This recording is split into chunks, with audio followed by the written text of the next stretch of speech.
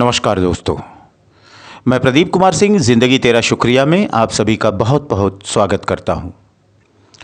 दोस्तों, हम सभी को अपने कर्तव्यों का पूरा ज्ञान होना चाहिए कि हमारे कर्तव्य क्या हैं, और हमें ये विचार करना चाहिए कि हम अपने कर्तव्य को पूरा करने के लिए पूरी तरह से योग्य हैं।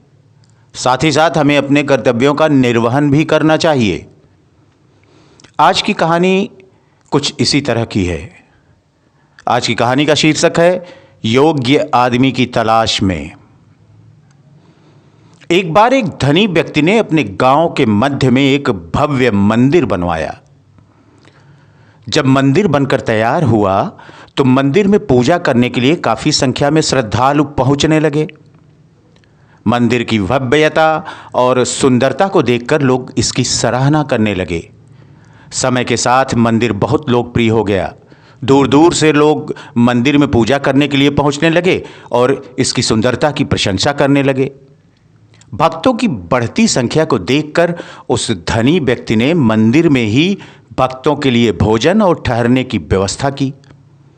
लेकिन अकेले वह सारी व्यवस्था संभाल नहीं पा रहा था। सो अब उस धनी व्यक्ति को एक ऐसे व्यक्ति की जरूरत थी जो मंदिर में सभी व्यवस्थाओं को देख सके। इसलिए उसने मंदिर के बाहर एक नोटिस लगवाया, एक व्यवस्थापक की जरूरत है। नोटिस देखकर उस अमीर आदमी के पास कई लोग आने लगे। लोगों को पता था कि अगर उन्हें इस मंदिर के व्यवस्थापक के रूप में नौकरी मिलती है तो वेतन भी अच्छा मिलेगा। लेकिन धनी व्यक्ति ने प्रत्येक आवेदक को साक्षात्कार के बाद वापस कर दिया और कहा, मुझे इस काम के लिए एक योग्य व्यक्ति की आवश्यकता है जो मंदिर को ठीक से प्रबंधित कर सके। हर बार हर व्यक्ति को मना करने की वजह से बहुत से लोग उन्हें मूर्ख और पागल कहने लगे। लेकिन उन्होंने किसी की टिप्पणी पर ध्यान नहीं दिया और मंदिर के प्रबंधन के लिए एक योग्य आदमी की तलाश में लगे रहे। वह रोज सुबह अपने घर की छत पर बैठकर मंदिर में आने जाने वाले श्रद्धालुओं को देखते रहते थे। एक दिन उन्होंने देखा कि एक बहुत ही गरीब आदमी जिसके कपड़े फटे हुए और गंदे थे, वह मंदिर में दाखिल हुआ।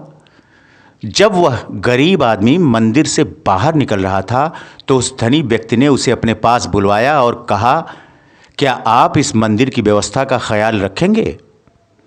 गरीब आदमी को उस धनवान व्यक्ति के मुंह से ये बात सुनकर बहुत हैरानी हुई और उसने हाथ जोड़कर जवाब दिया, मैं बहुत गरीब आदमी हूं साहब, और मैं पढ़ना लिखना भी नहीं जानता हूं। ऐसे में इतना बड़ा मंदिर कैसे संभाल सकता हूं?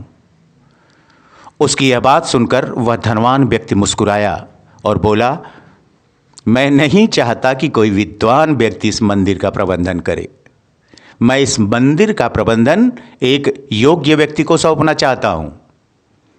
गरीब आदमी को उस धनवान व्यक्ति की बात समझ नहीं आई और उसने उनसे पूछा कि आप क्यों मुझे सभी भक्तों में एक योग्य व्यक्ति मानते हैं?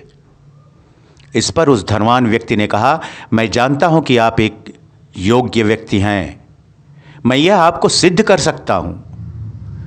मंदिर के रास्ते में मैंने कई दिनों से एक ईंट का टुकड़ा दफनाया था जिसका एक कोना ऊपर से निकला हुआ था।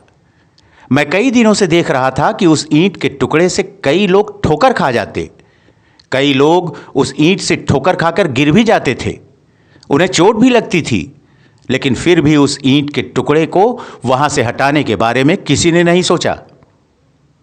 आपने उस ईंट के टुकड़े से ठोकर भी नहीं खाई, लेकिन फिर भी आपने उसे देखा और वहां से हटाने की सोची। मैंने देखा कि आपने एक मजदूर से फावड़ा लिया और उस टुकड़े को खोदा और वहां की जमीन समतल कर दी। यह सुनकर गरीब आदमी बोला, मैंने कोई महान काम नहीं किया साहब। हर इंसान को दूसरे के बारे में सोचना चाहिए और रास्ते में आने वाली बाधाओं को दूर करना चाहिए। मैंने केवल वही काम किया जो मेरा कर्तव्य था। उसकी यह बात सुनकर धनवान व्यक्ति मुस्कुराया और उसने कहा, केवल वे लोग जो अपना कर्तव्य जानते हैं वही लोग योग्य हैं। यह कहकर उस अमीर आदमी ने उस गरीब आदमी को मंदिर के प्रबंधन की जिम्मेदारी सौंप दी। दोस्तों, हमें जो भी करें, जो भी करना है, उसमें उत्कृष्ट हों हम, और यह बात अहम से जुड़ी हुई नहीं होनी चाहिए। आज की कहानी में बस इतना ही। आपको यह कहानी कैसी लगी, प्लीज़ कमेंट बॉक्स में जा कर के कमेंट ज़रूर करिएगा। यदि कहानी का कोई भी हिस्सा अच्छा लगा हो आपको, तो प्लीज़ हमारे इस चैनल ज़िंदगी तेरा शुक्रिया को लाइक करना, सब्सक्राइब करना और शेयर करना मत भूलिएगा।